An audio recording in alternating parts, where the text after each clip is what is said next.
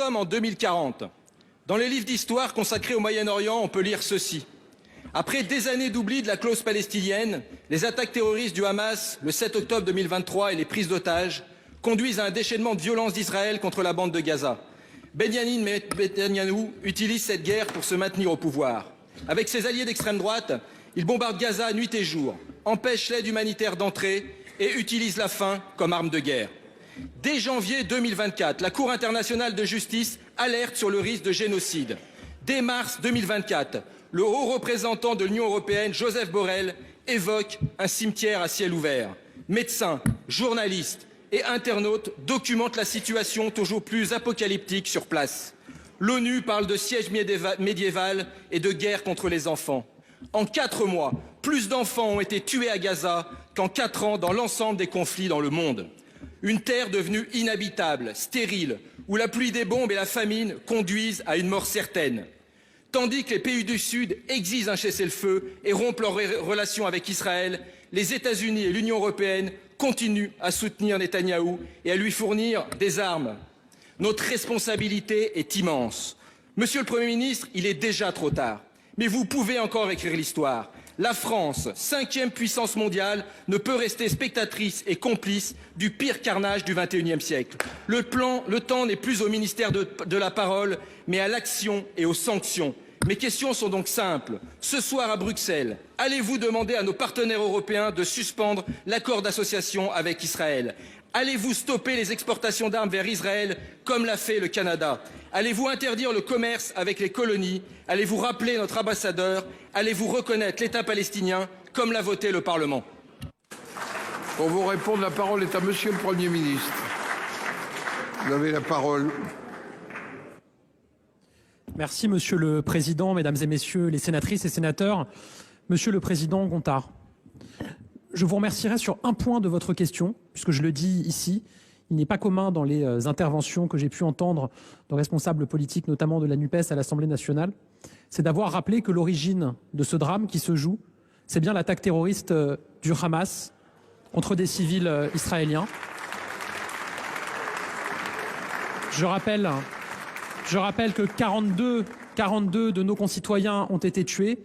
Je rappelle que 3 de nos concitoyens sont encore otages. Il y a par ailleurs d'autres otages. Et je pense que le message que nous devons toutes et tous rappeler à chaque fois que nous en avons l'occasion, c'est d'appeler systématiquement et sans jamais d'ambiguïté, évidemment ça n'a pas été votre cas, à la libération de ces otages par le groupe terroriste du Hamas. C'est important de le redire ici. Ensuite,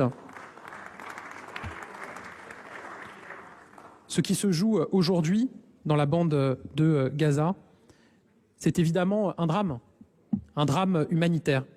Et nous avons, avec mon gouvernement, eu l'occasion de le dire à plusieurs reprises. Mais Monsieur le Président Gontard, je ne peux pas accepter qu'on dise que la France est spectatrice dans ce qui se joue aujourd'hui à Gaza.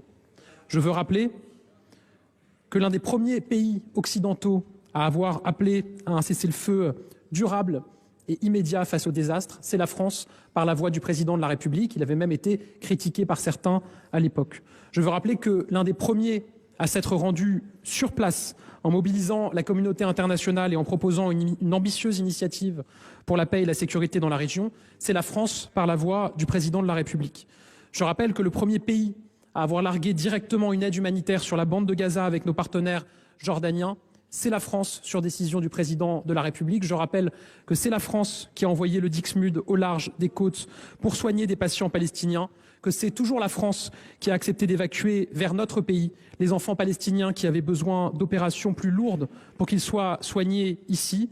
Je rappelle que c'est aujourd'hui la France qui mobilise l'Union européenne pour des résultats à la hauteur lors du Conseil européen de cette semaine où se rendra le président de la République, que c'est toujours la France qui œuvre au Conseil de sécurité des Nations Unies pour sortir du blocage. Nous avons une position claire, nette, sans ambiguïté. Le Conseil de sécurité de l'ONU doit prendre ses responsabilités en adoptant une résolution et le ministre des Affaires étrangères y travaillera dans les prochains jours à New York. Je rappelle que c'est aussi la France qui s'engage au Liban pour éviter que le conflit ne s'élargisse et embrase tout le Moyen-Orient.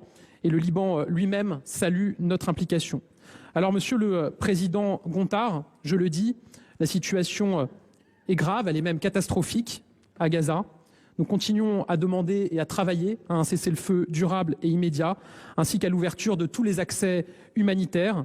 C'est un contre-la-montre et un impératif d'humanité qui se joue, nous le savons. Les civils palestiniens n'ont pas à être les nouvelles victimes des crimes du Hamas, car c'est bien de cela qu'il s'agit. Israël doit faire en sorte que l'aide humanitaire puisse parvenir en quantité suffisante. On en est loin aujourd'hui. C'est l'objectif de la France et nous y travaillons sans compter. Monsieur le Président Gaudin, vous avez quelques secondes. Monsieur le Premier ministre, vous n'avez répondu à aucune de mes questions. Le temps des paroles, c'est terminé. Maintenant, nous voulons des actes, nous voulons des actions, nous voulons du courage politique. Merci.